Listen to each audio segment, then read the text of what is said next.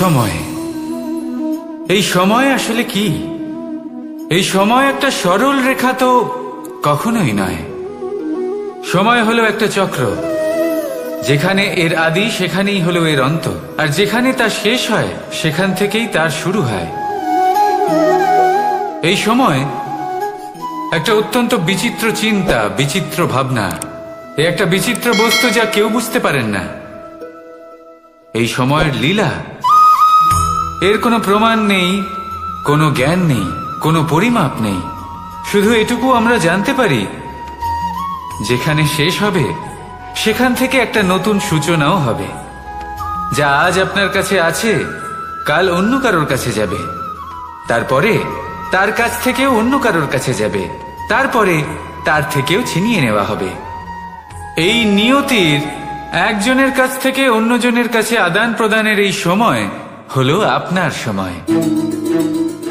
এই সময়ের সদ্ব্যবহার করুন, এই সময়কে বাঁচুন।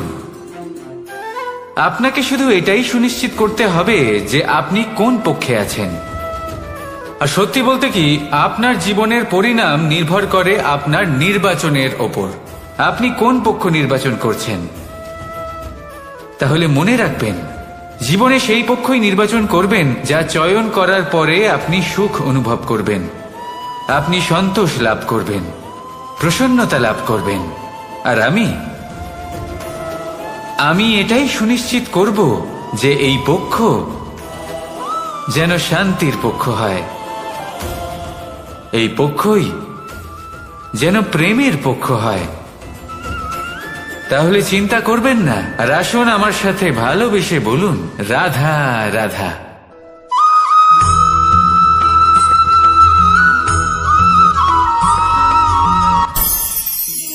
অনেক সময় যখন আমরা কর্ম করি, সাফল্য লাভ করি, কঠিন পরীক্ষায় উত্তীর্ণ হই, বড় কাজ করি, আমাদের মনে হয় এই সংসার আমাদের একটু প্রশংসা করুক, ভালো লাগে।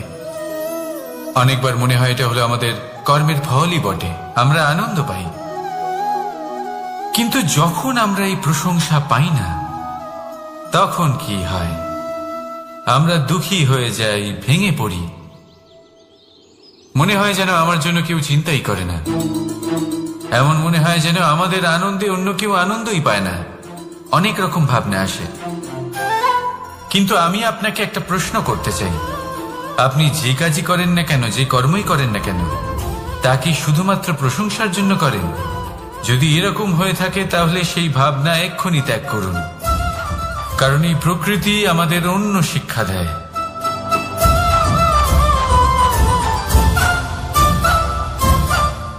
এই ফুলকে দেখুন, এই যে ফুলের সুবাস, যা আমার মনকে উচ্ছ্বসিত করে তোলে, মনে শক্তির সঞ্চার করে, এই সুগন্ধ। কিন্তু ভেবে দেখুন, ফুলের কিন্তু এই কাজ করার জন্য কোনো প্রশংসারই প্রয়োজন হয় না। এটাই হলো প্রকৃতির শিক্ষা। যিনি সৎ হন, সৎকর্ম করেন, তার কোনো প্রশংসার প্রয়োজন হয় না, কারণ ওনার কর্মই হলো ওনার সুবাস। মনে রাখবেন, আতর নকল ফুলে দেওয়া হয়, প্রকৃত ফুলের তার কোনো প্রয়োজন হয় না। সেইভাবেই আপনিও কর্ম করতে থাকুন শুভ চিন্তা নিয়ে। এই মনকে সব সময় শান্ত রাখুন, স্বচ্ছ রাখুন। যদি এরকম করেন তাহলে আপনার কর্ম এমন সুবাস ছড়াবে যে আপনার জীবনে শুধু এবং শুধুমাত্র আনন্দই থাকবে। তাহলে এই আনন্দ সহকারে বলুন, রাধা রাধা।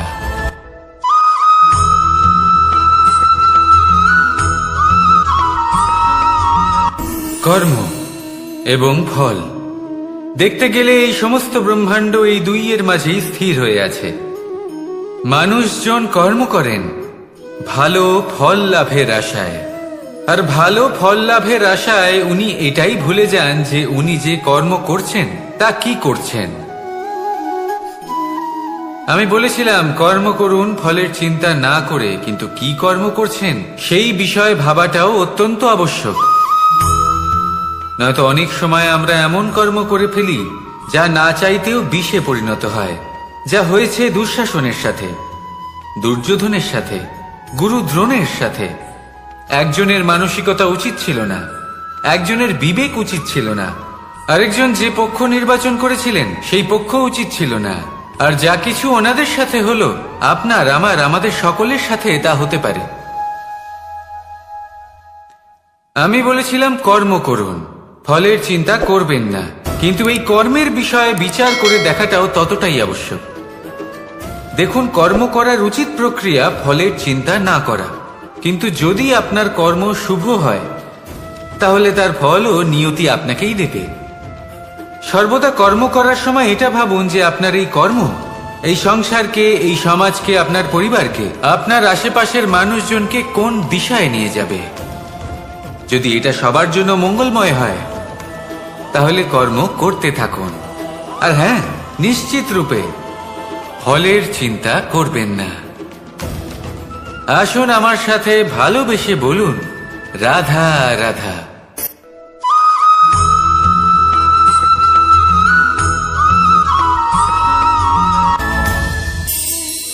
এই সংসারে এমন কোনো পর্বত নেই যা এতটাই উঁচু যে মানুষ তার শিখরে পৌঁছতে পারবে না, তাকে অতিক্রম করতে পারবে না। এই সংসারে এমন কোনো সাগর নেই যা কিনা এতটাই গভীর যেখানে মানুষ তার তলদেশে পৌঁছে ফিরে আসতে পারবে না। একটা ছোট্ট বরফের টুকরো পর্বতের শিখরে গলে গিয়ে বইতে থাকে, আর দেখতে দেখতেই তা মহানদী গঙ্গায় পরিবর্তিত হয়। এর কারণ কি? এর কারণ হলো প্রচেষ্টা, প্রারব্ধ নয়। এই প্রচেষ্টাই সুনিশ্চিত করে যে আপনার প্রারব্ধ কি হবে। এই সমস্ত কিছু হলো প্রচেষ্টা আর প্রারব্ধের খেলা। আপনার প্রচেষ্টা যেরকম হবে আপনার প্রারব্ধ সেরকমই হবে। আর আপনার প্রচেষ্টা যদি উচ্চ মানের হয় তাহলে প্রারব্ধকে আপনার সামনে নত হতেই হবে। কি বলেন? তাহলে আসুন আমার সাথে ভালোবেসে বলুন, রাধা রাধা। অনেক সময় মানুষ অতীতকে দেখেন আর তখন অহংবোধে পরিপূর্ণ হয়ে ওঠেন। কখনো বর্তমানের দিকে তাকান, ভবিষ্যতের দিকে তাকান আর পরিতৃপ্তিতে ভরে ওঠেন। কেন বুঝতে পারেন না একটা সহজ কথা? এই যে সৃষ্টি, এই সৃষ্টি হলো একটা বড় চক্র যা বারংবার আপনার কাছে ফিরে আসবেই। কঠিন থেকে কঠিনতর পরীক্ষায় আপনাকে নিযুক্ত করবে, যাতে আপনাকে উত্তীর্ণ হতেই হবে। যা কাল ছিল তা আজ নেই, এটা সবাই জানেন। যা আজ আছে তা হয়তো কাল থাকবে না, এটাও আপনাকে মেনে নিতে হবে, তাও আবার হাসি মুখে। শান্ত থাকতে শিখুন আর কখনোই মনের মধ্যে অহংকার উৎপন্ন হতে দেবেন না। হতে শিখুন সেই হিমবাহের মতো। হয়তো এই জন্যই এত শীতল থাকে, কারণ ও জানে গতকালও জল রূপে ছিল, আজ বরফ রূপে হয়তো আছে, কিন্তু কাল পুনরায় সে জলেই পরিণত হবে। নিজেকে শান্ত রাখুন। হয়তো আজ আপনি সাফল্যের শিখরে আছেন, হয়তো বা নেই। আপনাকে প্রত্যেক দিন অবশ্যই দেখতে হবে। শুধু নিরন্তর প্রচেষ্টা করতে থাকুন, প্রত্যেক পরিস্থিতির জন্য তৈরি থাকুন, আর একে ভারসাম্যে রাখতে শিখুন। আপনার কাল হোক, আজ হোক বা আগামীকাল, আপনার ভালো দিন হোক বা খারাপ দিন, সব পবিত্র হয়ে যাবে। তাহলে আসুন আর আমার সাথে ভালোবেসে বলুন, রাধা রাধা।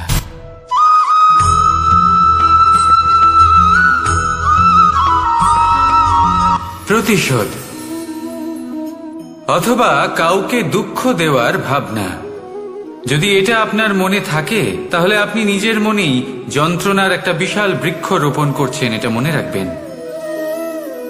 কারণ কাউকে দুঃখ দেবার এই ভাবনা, এটা হলো সেই বীজ যা আপনার মনেই পতিত হবে, আপনার মনেই অঙ্কুরিত হবে, আর আপনার মনেই একটা বিশাল বৃক্ষরূপে বেড়ে উঠবে। জীবন আপনার, কর্ম আপনার, কাউকে দুঃখ দেবার ভাবনা আপনার ছিল, এই বৃক্ষ হলো আপনার, তাই এর ফলও আপনিই পাবেন, যা গ্রহণও আপনাকেই করতে হবে। মনে রাখবেন, যে মানুষ এটা ভাবে যে আমি ওকে দুঃখ দেব, ওকে কষ্ট দিতে চাই আমি, সেই মানুষই দুঃখ আর কষ্ট পেয়ে থাকে। যদি সেই জায়গায় আপনি এটা ভাবেন যে আমি কাউকে সুখী করে তুলতে চাই, কাউকে সুখ প্রদান করতে চাই, তাহলে তারও বীজ আপনার মনেই রোপণ হবে, বৃক্ষে পরিণত হবে, যার ফলও আপনিই পাবেন। এখানে বিষয়টা হলো শুধু মানসিকতার চিন্তা, যা সত্য হয়ে আপনার সামনে আসে। তাহলে এই মানসিকতা শুভ করুন, সবার জন্য মঙ্গল কামনা করুন। অন্যের মনে আপনার জন্য ভালো চিন্তা থাকুক বা না থাকুক, আপনি সবার জন্য শুভ চিন্তা করে কর্ম করতে থাকুন, তাহলে আপনার সাথেও ভালোই হবে। তাহলে আসুন আর আমার সাথে ভালোবেসে বলুন, রাধা রাধা।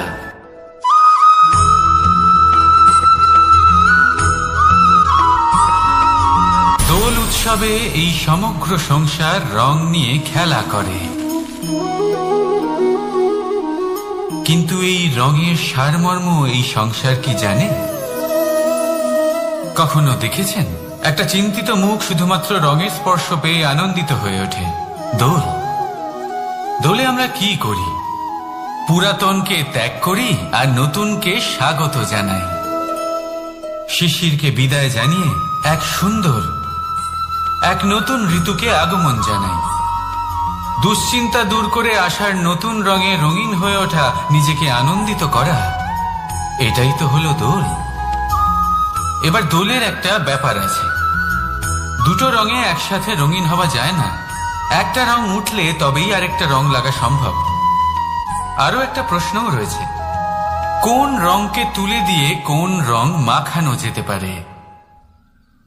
যদি আপনাকে উদাহরণ দিই, লোভের এই রং, তা যতক্ষণ লেগে থাকবে আনন্দের রং লাগতে পারবে না। যা হয়েছিল দ্বারকাবাসী এবং সামন্তক মণির মধ্যে। ভ্রান্তির রং যতক্ষণ লেগে থাকবে সত্যের রং লাগতে পারবে না, যা হয়েছে রুক্মিণীর সাথে। আর হিংসার এই রং যতক্ষণ লেগে থাকবে প্রেমের রং ততক্ষণ লাগতেই পারবে না, যা হয় আপনার আমার সবার সাথে। তাহলে আসুন একসাথে মিলে দোল পালন করি এবং সবকিছুর উপরে বিজয় লাভ করি। অন্ধকারের স্থানে আলো, ভ্রান্তির স্থানে সত্যের, হিংসার স্থানে প্রেমের, আর লোভের স্থানে আনন্দের এই সুন্দর রং মাখাই। শত্রুতা, ঘৃণা, হিংসা এই সব কিছু ত্যাগ করি আর সকলের সখা হয়ে উঠি, আর ভালোবেসে বলি শুভ দোল। হ্যাঁ, ওটা তো আমরা অবশ্যই বলবো, রাধা রাধা।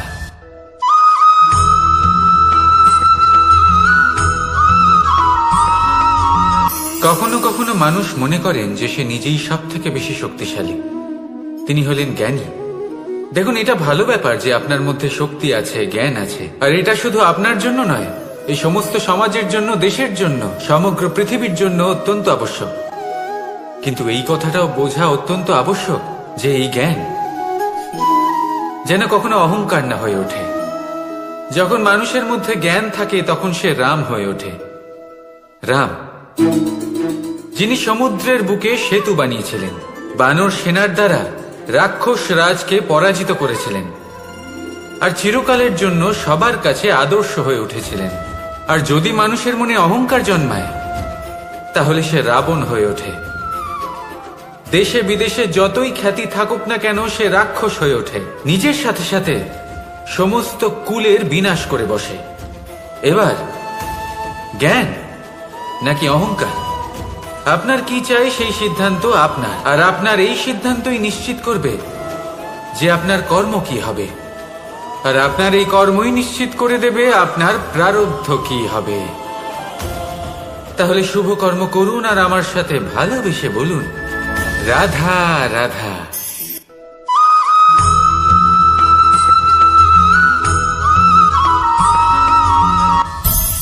সংসারে অনেক সময় এরকম হয় যে আমরা খুব সমস্যায় থাকি, খুব বিপদের মধ্যে থাকি, আর সেই সমস্ত মানুষ যারা আমাদের কাছের মানুষ, আমাদের আপনজন, তারা আমাদের ত্যাগ করে চলে যান।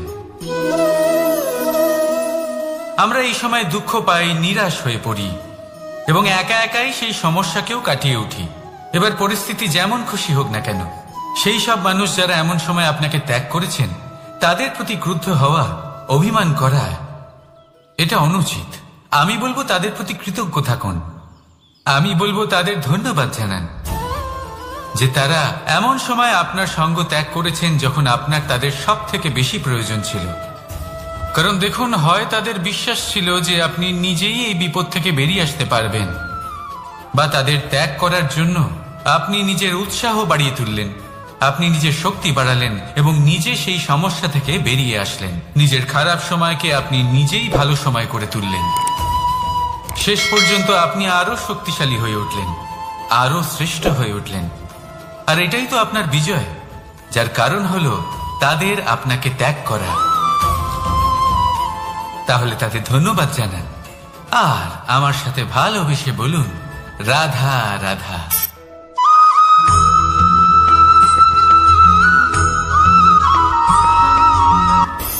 সুখ আর অভিজ্ঞতা, এই দুই জীবনে একসাথে কখনোই আসে না। মনে রাখবেন, যেখানে সুখ থাকে সেখানে অভিজ্ঞতা থাকে না। আর যখন এই সুখ আমাদের জীবন থেকে দূরে চলে যায়, তখন আমাদের জীবনে আসে এই অভিজ্ঞতা। পরমাত্মা, প্রকৃতি, নিয়তি এই অভিজ্ঞতাকে আমাদের জীবনে পাঠান, যাতে আমরা একটা অত্যন্ত গুরুত্বপূর্ণ শিক্ষা, একটা জ্ঞান প্রাপ্ত করতে পারি। এই অভিজ্ঞতা আমাদের শেখায় যে অতীতে এমন কি হয়েছিল যা আমাদের করা উচিত হয়নি।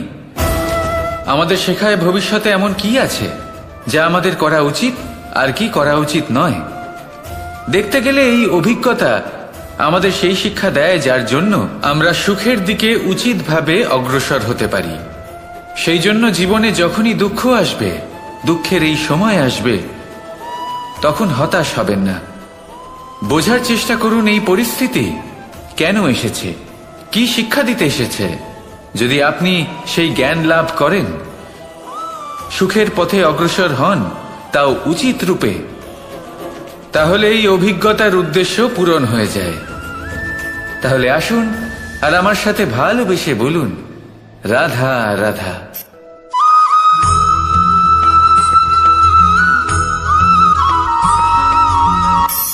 ধন,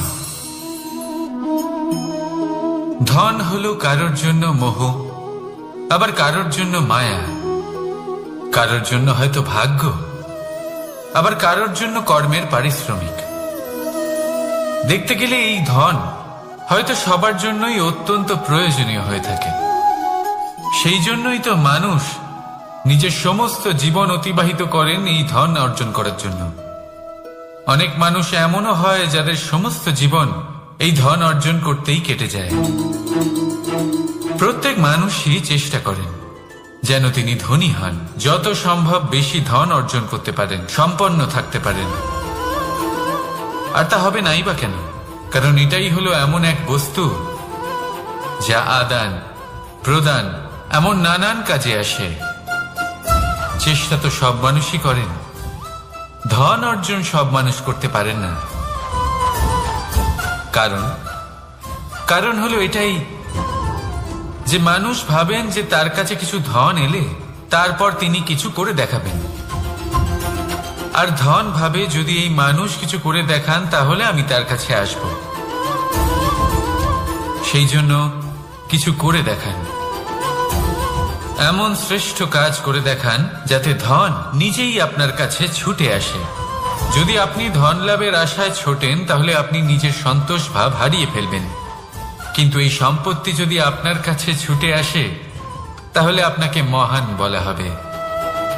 সেই জন্য কাজ করুন, শ্রেষ্ঠ কাজ করে দেখান, দেখবেন এই ধন ফলস্বরূপ আপনার কাছে আসবেই আসবে।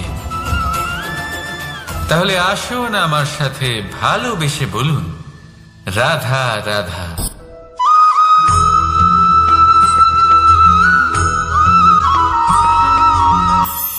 আজকাল আপনি দেখে থাকবেন যে মা বাবা শুধুমাত্র সন্তানকে ভালোবাসেন তা নয়, তাদের মোহেও জড়িয়ে পড়েন। বিদ্যালয়ে যখন পাঠান তখন সমস্ত সুযোগ সুবিধা দিয়েই পাঠান। চেষ্টা করেন যে সবসময় যেন সন্তান তাদের চোখের সামনেই থাকে। কিন্তু ভুলে যান এক অত্যন্ত গুরুত্বপূর্ণ কথা, যে সন্তানকে এক নতুন দৃষ্টিভঙ্গি দেওয়াই হলো ওনাদের কর্তব্য। সেই জন্য পুরাতনকালে শিষ্যদের গুরুকুলে পাঠানো হতো, বাড়ির থেকে দূরে।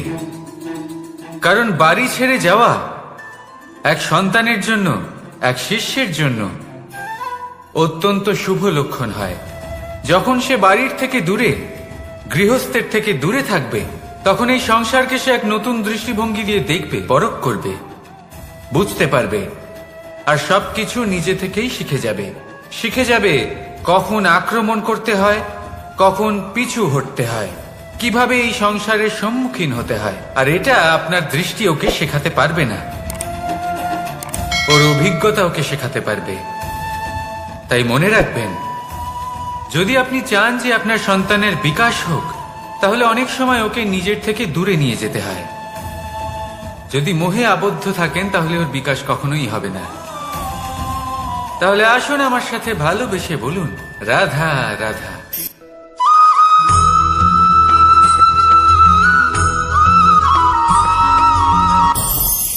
আমাদের মনে সবসময় একটা প্রশ্ন এসেই থাকে, এই জীবন যা কিনা ঈশ্বর আমাদের দিয়েছেন, একটা জীবন। ঈশ্বর এক আত্মা দিয়েছেন পৃথিবীতে বাঁচার জন্য। যতদূর আমরা জানি আমাদের কাছে একটাই জীবন রয়েছে। আমরা ভাবি এই জীবন গুছিয়ে কিভাবে রাখা যায়। প্রত্যেক মানুষ ভাবেন যে আমি কি করি যাতে এই জীবনকে গুছিয়ে রাখা যায়, কিরকম কর্ম করব, কিরকম পুণ্য করব, কি ধরনের শাস্ত্র পড়ব যাতে আমি সেই জ্ঞান অর্জন করি যাতে জীবনটা সুন্দর করে তুলতে পারি।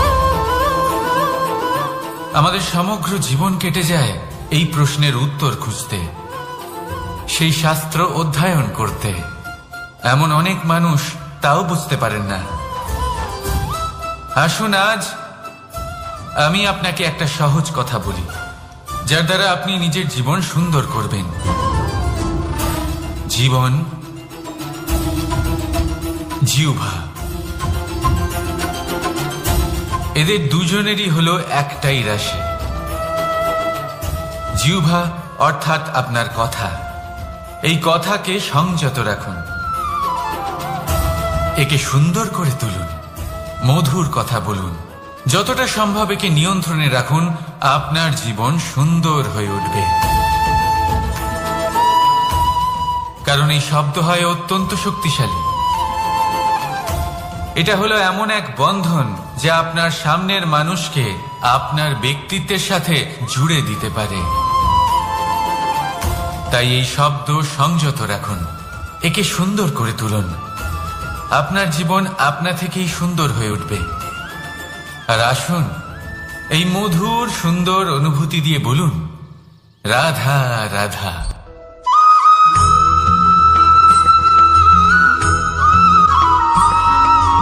সমস্যা, কঠিন সময়, সংকট, বিপদ কার জীবনে নেই? প্রত্যেকের জীবনে আছে। কিন্তু আমাকে একটা কথা বলুন, যদি নৌকায় ঢেউকে ভয় পেতে শুরু করে তাহলে সাগর পার করবে কে? কখনো কোনো ছোট্ট পিঁপড়েকে দেখেছেন যে আকারে হয়তো ছোট হতে পারে কিন্তু বড় শিক্ষা দিয়ে যায়? কিন্তু আমরা শিখিই না। এবার দেখুন একটা পিঁপড়েকে যে ভোজনের খোঁজে বাইরে বের হয়, একটা ছোট্ট দানা তুলে নেয়। ছোট দানা তোলে কারণ তার থেকে বেশি সে তুলতেই পারবে না। সে দানা নিয়ে চলতে শুরু করে, কোনো দেওয়ালে উঠে পড়ে, আবার পড়েও যায়। সেই দানা দূরে কোথাও একটা পড়ে যায়, তা আবার খোঁজে, তুলে নেয়, আবার চলতে থাকে। পড়ে যায় আবার ওঠে, পড়ে যায় আবার ওঠে। সেই দানাটা রেখে দেয়, আবার বেরিয়ে পড়ে ভোজনের খোঁজে। পরিশ্রম করতে থাকে কিন্তু হার মানে না। এই শিক্ষাই তো আমাদের প্রাপ্ত করতে হবে। নিরন্তর পরিশ্রম আর নির্ভীক হয়ে কর্ম করে যেতে হবে। এটাই হলো সাফল্যের মাধ্যম, এটাই হলো জয়ের মন্ত্র, অচ্যুত অজয় অস্ত্র। তাহলে আসুন আর আমার সাথে ভালোবেসে বলুন, রাধা রাধা।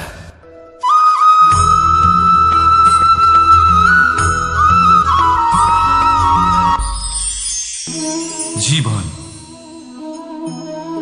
এই জীবন আসলে কি?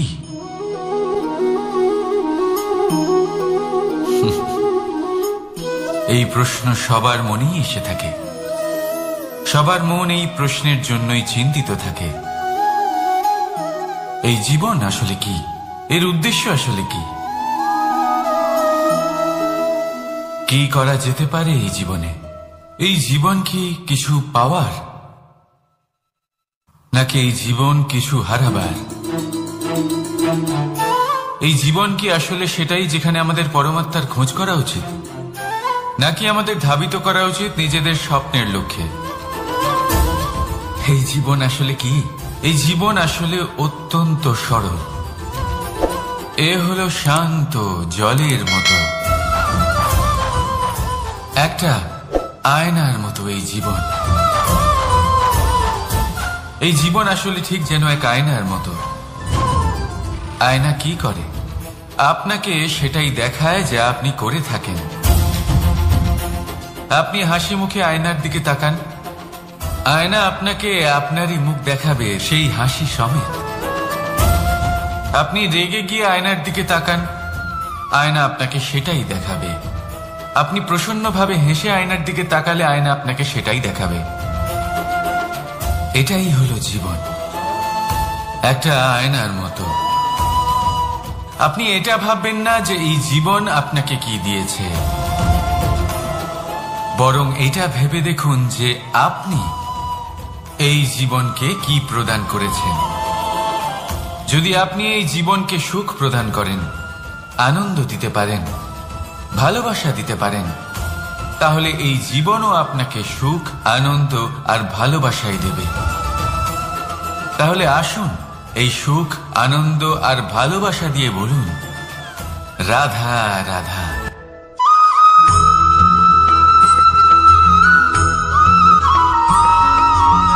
পরিবর্তন এই সংসারের শাশ্বত নিয়ম। কোন রাজা নেই যিনি চিরকাল রাজা থাকেন, কোন ধনী ব্যক্তি নেই যিনি চিরকাল ধনী থাকবেন। এই সংসারে সূর্যের স্থান নেওয়ার জন্য চন্দ্রিমার আগমন ঘটে। কোন স্থান যাকে পতিত বলা হয়েছিল সেখানে মহল তৈরি হয়েছে। কোন স্থান যাকে আজ মলিন বলা হয়েছে কাল সেখানে মন্দিরও স্থাপন হতে পারে।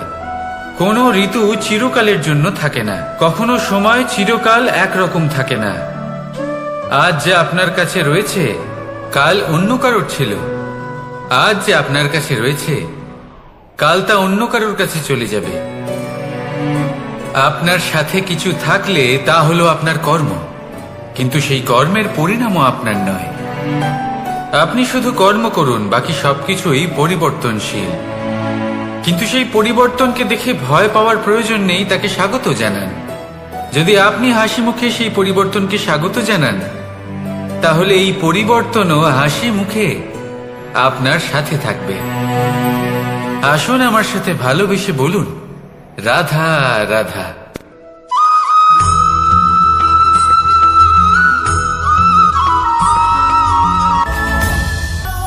ধরিত্রীর বুকে গজিয়ে ওঠা এই দুব্য ঘাস দেখেছেন? দুব্য ঘাস যা আমাদের পাকে শীতল রাখে। এতে যদি বসেন তাহলে মনে হবে নরম কোথাও বসে আছেন। এত ছোট হলেও কিন্তু এর মধ্যে গুণ আছে অনেকগুলি, আর যতটা ছোট এটা ততটাই বড় শিক্ষক। কিভাবে? ভাবুন, পাতা ঝরার মরশুমের পরে সমস্ত পাতা একত্রিত হয়ে থাকে। একটা ছোট ফুলকি সবাইকে জ্বালিয়ে দিতে পারে, সমস্ত পাতা পুড়ে ছাই হয়ে যায়। কিন্তু এই ঘাসের কিছুই হয় না, সে যেমন ছিল তেমনই থাকে। কারণ কি হতে পারে? প্রথম কারণ, এরা ছোট হয়। দ্বিতীয় কারণ, এরা বিনম্র হয়, বড়ই সহজে দমে যায় এরা। তৃতীয় কারণ, এদের মধ্যে নমনীয়তা থাকে। আপনিও নিজেকে এরকমই বানিয়ে ফেলুন। কখনো নিজেই নিজেকে কারোর থেকে বড় মনে করবেন না। নিজের এই মনকে বিনম্র রাখুন। এবং সব থেকে বড় কথা, নিজের এই মনে সহানুভূতি, প্রেম আর বিশ্বাসের নমনীয়তা বজায় রাখবেন। যদি এরকম করতে পারেন তাহলে জীবন সবসময় সুখে কাটবে। রাধা রাধা।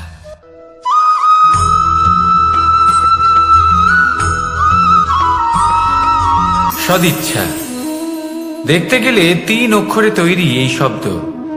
কিন্তু সমস্ত ত্রিলোক তার উপরেই আধারিত। আপনি এই সংসারে এসেছেন, তখন অবশ্যই শ্বাস নেবেন, কিন্তু তার বদলে আপনাকে কিছু তো দিতেই হবে। আপনার উপর নির্ভর করছে আপনি কি দেবেন। কি দেবেন এই সংসারকে, এই সমাজকে, নিজের পরিবারকে, আর তার বদলে কি নেবেন? যশ নাকি অপযশ?